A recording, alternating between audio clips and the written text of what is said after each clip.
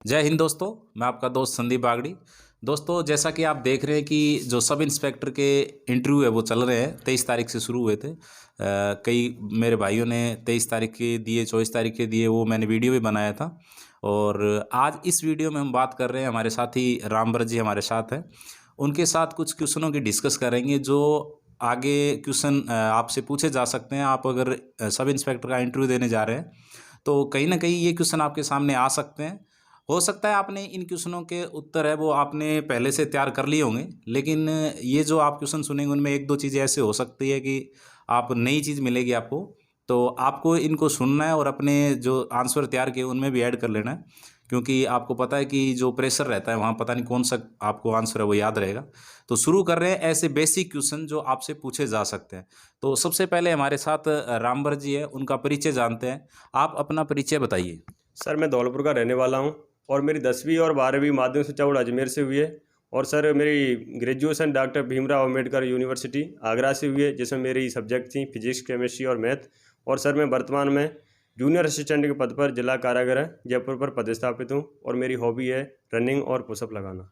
Sir, जैसा कि आपने बताया कि आप कनिष्ठ लिपिक के पोस्ट पे अभी कारागार विभाग में पदस्थापित है। जी सर। तो कारागार विभाग में हम ज़्यादातर बहुत ज़्यादा चर्चा में रहता है, हम सुनते हैं बंदी जो जाता है जेल में सबसे पहले। जी सर। तो आप बता सकते हैं कि किस प्रकार वो एंट्री करता है, उसकी तलाशी वगैरह, क्या आपको थोड़ा बहुत पता है उसका? जी सर। जो सर अभियुक्त को जो राजस्थान पुलिस के जो सिपाही जाते हैं, तो सर उनको ले जाते ही सीधे सर उनकी तलाशी की जाती है। और सर जो बंदी एंट्री पंजे का है, उसमें सर उनका जो हिस्ट्री है उसको सर एंट्री करते हैं। और जैसे जैसे कि उसका नाम और उसके पिताजी का नाम, उसका क्या व्यवसाय है, और उसके बाद सर उसको जेल में अंदर जो जेलर होते हैं उनके द्वारा उनको बाड़ा अलॉट कर दिया जाता है और सर वहाँ पर उनको ले जाया जाता है। ठीक है। आप कौन से डिस्ट्रिक्ट से बिलोंग करते हैं? सर मैं धौलपुर से बिलोंग करता हूँ। धौलपुर। अच्छा, धौलपुर तो अपना राजस्थान का पूर्वी जिला है, बहुत ज़्यादा चर्चा में रहता है। जी यार, कभी हम धौलपुर आएंगे तो आप हमें धौलपुर में कौन कौन सी ऐसी जगह घुमाएंगे? जी सर। सर्वप्रथम सर मैं आपको मचकुंड सरोवर ले जाऊंगा। सर मचकुंड सरोवर के बाद सर मैं आपको जो शेरगढ़ किला है वहाँ पे ले जाऊंगा सर। फिर उसके बाद सर मैं आपको जो चोपड़ा महादेव मंदिर है वहाँ ले जाऊंगा सर। तो आप मचकुंड ही पहले हमें क्यों घुमाएंगे? क्योंकि राजस्थान में हमने पहले भी ऐसा नाम सुना है मचकुंड का। क्यों प्रसिद्ध है मचकुंड? सर मचकुंड जो तीर्थों का भांजा बोला जाता है। सर जो चार धाम यात्रा करने के बाद जो आते हैं सर, ऐसा माना जाता है कि अगर मचकुंड का स्नान नहीं किया तो उनकी जो चार धाम यात्रा है वो सर उसको सफल नहीं माना जाता सर। ऐसा माना जाता है, लेकिन मैं ये दावा नहीं कर सकता सर। ठीक। नेक्स्ट क्वेश्चन है आपसे कि आप अभी कनिष्ठ लिपिक पद पे हैं, आप एसआई क्यों बनना चाहते हैं? सर एसआई में एक तो सर जो सब इंस्पेक्टर राजस्थान पुलिस में सब इंस्पेक्टर का पद है वो सर सामाजिक प्रतिष्ठित पद है। सर इसमें वर्क ऑफ डाइवर्सिटी है, जैसे कि अपराध नियंत्रण, कानून व्यवस्था बनाए रखना, पेट्रोलिंग करना। जी सर, जो कि मुझे शुरुआत से आकर्षित करता है। सर एक जो राजस्थान पुलिस की यूनिफॉर्म है उससे भी सर मैं शुरुआत से आकर्षित हूँ। और सर जो मेरी वर्तमान जॉब है उसमें और जो सब इंस्पेक्टर का पद है सर, इसमें जो सैलरी है उसका भी डिफरेंट है। उससे सर मेरी जो फाइनेंशियल स्टेबिलिटी है वो भी सर मजबूत होगी। ठीक है। अच्छा, एक चीज़ और बताइए कि आपको ही एसआई पद के लिए क्यों नियुक्त किया जाए? सर जो आरपीएससी के द्वारा एसआई के लिए जो नोटिफिकेशन जारी किया गया था उसमें सर जो योग्यता मांगी गई थी सर, जो शैक्षिक योग्यता मेरे पास है, और सर उसके लिए जो एग्ज़ाम रिटर्न कराया गया था वो भी सर मैंने पास किया। उसके बाद सर मैंने फिजिकल भी पास किया और सर अब मैं वर्तमान में माननीय बोर्ड के समक्ष उपस्थित हूँ। अच्छा, ये जो आप बता रहे हैं कि आरपीसी द्वारा नोटिफिकेशन दिया गया है, तो उसके हिसाब से आपने तीनों स्टेप पार कर लिए हैं। जी सर। दो पार कर लिए, तीसरा आप सामने बैठे हैं बोर्ड के। तो ये तो आई थिंक 3 या 3,500 बच्चे पास है, तो उन सब में क्वालिटी होगी। जी तो सर। हम आपको ही एसआई पद के लिए क्यों चुने? सर मेरा स्वयं मूल्यांकन है कि एसआई के लिए जो योग्यता होनी चाहिए, जो गुण हैं वो सर मेरे अंदर हैं। अगर सर मैं ये दावा भी नहीं कर रहा सर कि अगर मेरे से अच्छे गुण किसी अन्य एस्पायरेंट्स में पाए जाते हैं तो सर माननीय बोर्ड को उनको मेरे अलावा उनको प्राथमिकता दी जानी चाहिए। और सर मैं भी कोशिश करूँगा कि मैं भी अपना बेहतर से बेहतर कर सकूँ।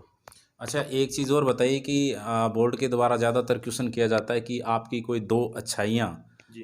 कोई आप में ऐसी दो अच्छाइयाँ हो जो आप बता सकते हैं?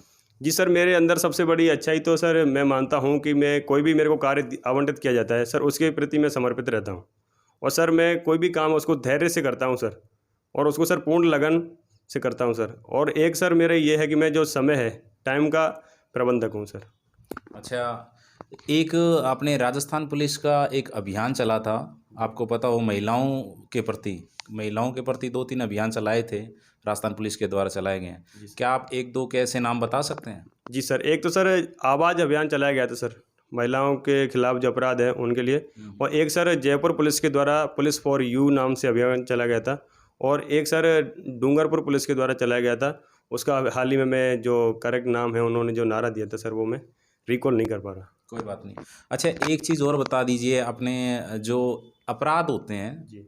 एक बोलते हैं कि संज्ञेय अपराध है, जी सर। एक असंज्ञेय अपराध है, ये किस प्रकार से होते हैं? दोनों में क्या अंतर होता है? जी सर। सर जो संज्ञेय अपराध हैं उनमें सर एफआईआर अनिवार्य होती है सर। वो किसी भी जिसके खिलाफ एफआईआर दर्ज हुई है उसको सर बिना न्यायालय के वारंट जारी करे उसको गिरफ्तार कर किया जा सकता है। और जो सर असंज्ञेय अपराध है उसमें गिरफ्तार नहीं किया जा सकता सर। उसमें जो सामान्य प्रवृत्ति के अपराध हैं जैसे कि किसी के साथ छल करना, धोखा करना, इस तरह के सर असंज्ञेय अपराध में आते हैं। मुझे लग रहा है आप उल्टा तो नहीं बोल रहे? जी नहीं सर। सही है कि भी संज्ञेय अपराध में बिना वारंट के आप गिरफ्तार नहीं कर सकते? संज्ञेय अपराध में सर वारंट जारी करने की आवश्यकता नहीं होती सर। संज्ञेय अपराध में सर बिना वारंट की जारी वो गिरफ्तार कर लिया जाता है। बिना वारंट के आप गिरफ्तार कर सकते हो संज्ञेय अपराध में। संज्ञेय अपराध में ऐसे कौन से अपराध आते हैं, कोई दो? सर एक तो जो धारा आईपीसी की धारा 302 के तहत जो केस है वो रेप का भी आता है सर। इसमें सर बच्चों के साथ जो सेक्सुअल हैरेसमेंट किया जाता है वो भी आता है सर। तो और संज्ञेय अपराध और असंज्ञेय अपराध में आते हैं। ठीक है सर, धन्यवाद आपका।